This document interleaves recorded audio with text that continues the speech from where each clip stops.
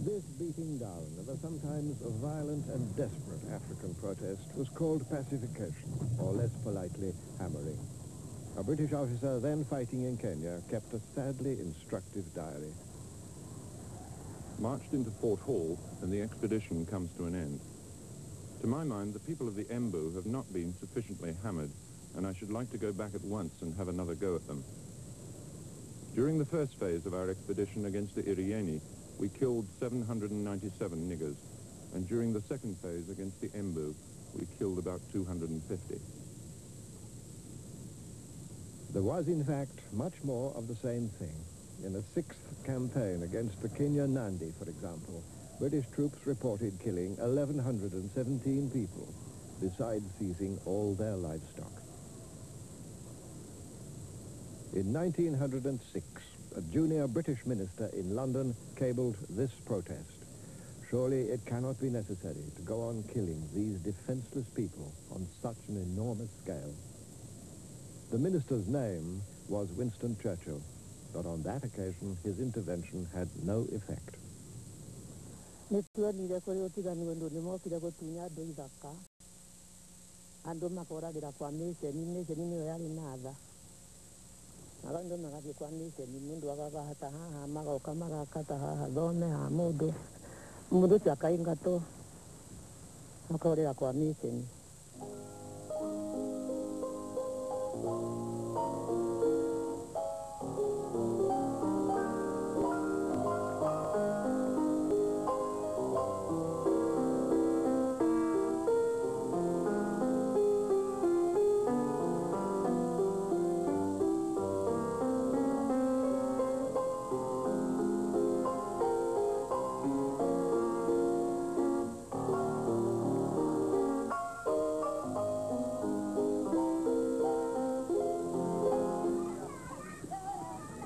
On the other side of the continent, in northern Nigeria, the colonial scene was very different.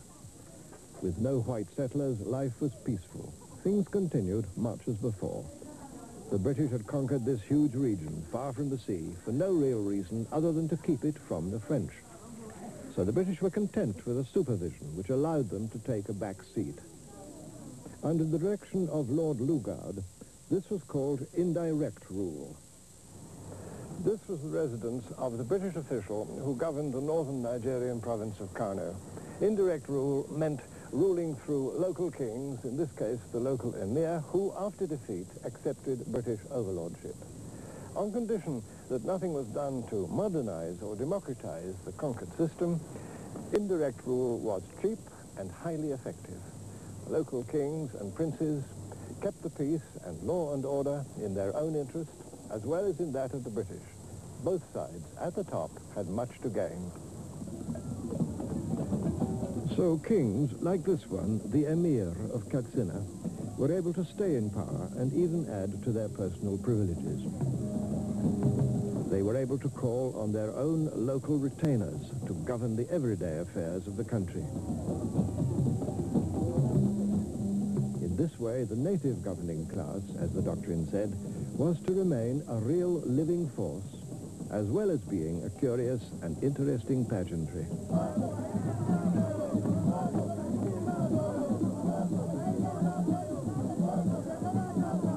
The ceremonies are the same as 1,000 years ago. There were kings in northern Nigeria when Richard Lionheart set out on crusade. Today, he and all the emirs of northern Nigeria play their part as subjects of the King of England. But their subjects still show their loyalty as in the days when Katsina was warring with her neighbors.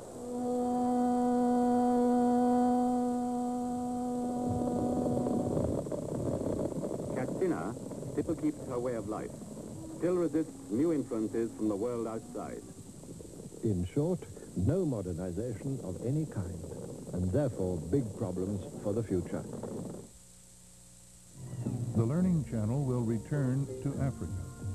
In the French colonies along the coast, the scene was both the same and different. Dakar, capital of Senegal, actually the little suburb of Rufisque, a charmingly nostalgic place. Senegal was France's oldest colony in tropical Africa, and one where the French presence, like that of the British in northern Nigeria, could easily be absorbed.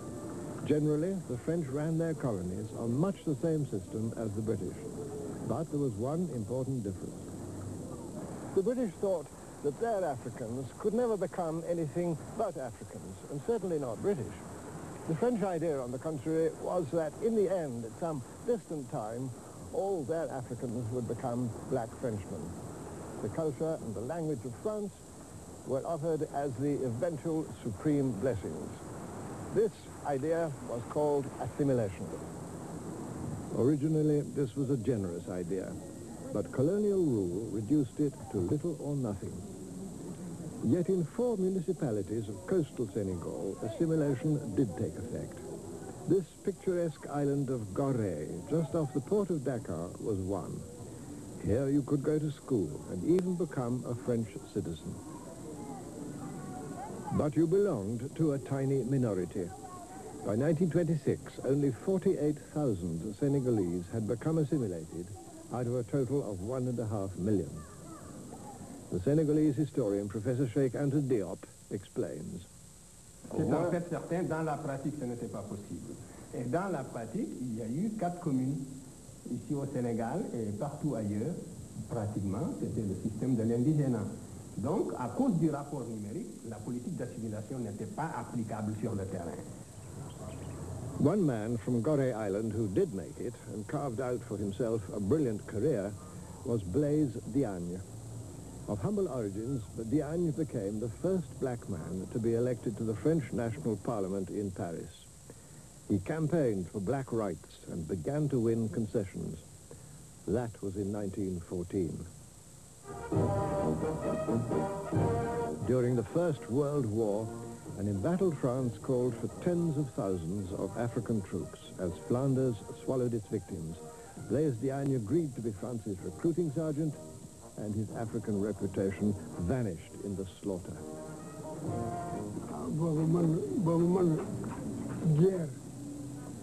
Guerre. Kule force do dem ci guerre. Kule force do dem ci guerre. Dañu ma force. Dañu ma force jële ma ci suma loxinde ak suma papa yóbbu ma xaw ma ci sañ bañ. moo tax ma dem xam nga ku la bëgg a yóbbu ci guerre du la neex gannaaw xamuloo ko du la neex. France had long relied on African mercenaries, even as far back as the Crimean War. But now it was different in scale and in suffering. More than 200,000 African troops, mostly conscripts, were sent to France. And at least 170,000 were thrown into the Holocaust of the trenches.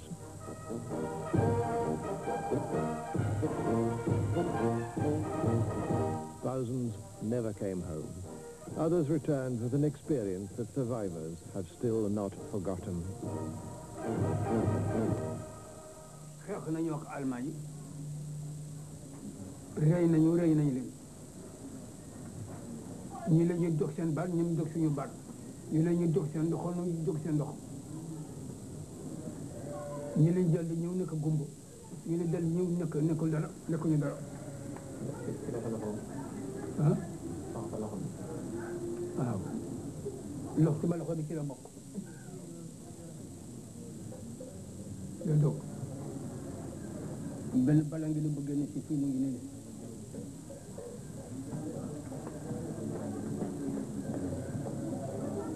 benn bal mu ngi nii bëgg bi meer mu ngi nii bëgg jàll fi génn ci fii mu ngi. Shoulder to shoulder, white men and black men, equal in the trenches.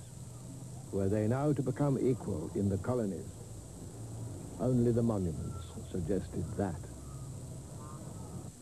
With the coming of peace in 1918, the victorious colonial systems looked more strongly entrenched than ever before, though military rule now gave way to civilian government. This led to a far more thorough system of tax collection to pay for the government. The linchpin of the British system was the district officer. Where I come in. I'm the district officer in this particular area. The Native Authority Treasurer sends his figures to me for checking against last year's. When it's decided what the tax is to be this year, I go off to tell the chiefs and people what they're to pay and why. That's my wife. I spend so much time doing the rounds that if she didn't come, we wouldn't see much of each other. We take our beds and everything else, as the rest houses where we spend the night have no furniture.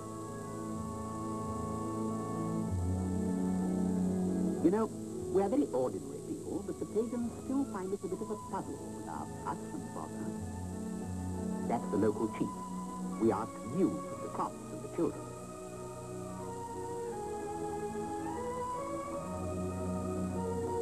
It's like sitting in a shop window.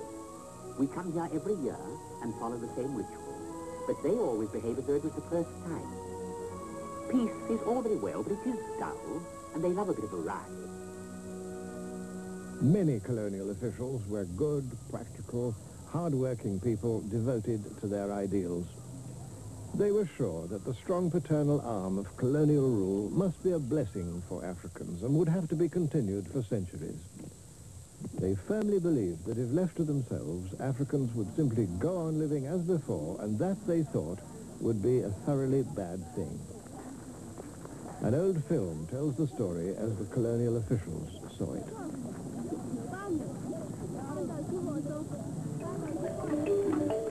This simple life under the hot African sky was once a life of fear and uncertainty. British rule has brought peace. The enterprise of European officials and settlers and of Indian traders has opened up the country. But there is still a long battle to be fought with ignorance, poverty, and disease. In these lands, where there are so many changes to be made, much can be achieved by money and the initiative of the white man. In the more favored colonies, those were the hopes of the 1920s, and in some respects they were fulfilled. There came the founding of the first modern hospitals, veterinary services, and other benefits of Western life. But all the money to pay for these good things had to come from Africans. So there now began a drive for the export of crops to yield cash.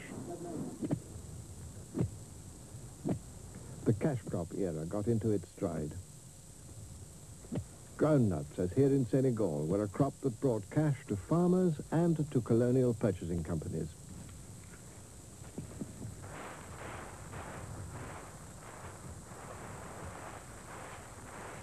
But the cash crop's success also brought problems.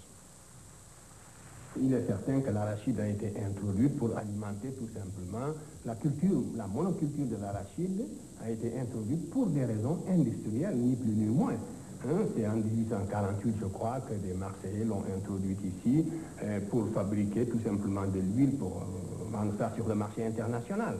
Et on a spécialisé finalement, la tendance est née de spécialiser chaque colonie en fonction de ce qu'elle pouvait produire le mieux.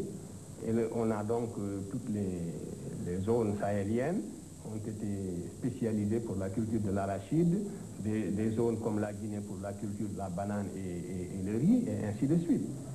Mais ça, c'était en fonction, non pas des intérêts locaux des indigènes, de ceux qui habitaient ces terres-là, mais en fonction des besoins en matière première des usines qui tournaient à Marseille, à Bordeaux et en Europe d'une façon générale. So long as their crops were bought, African growers could be reasonably content. But in 1929, there began the huge and long disaster of the World Depression, and prices collapsed.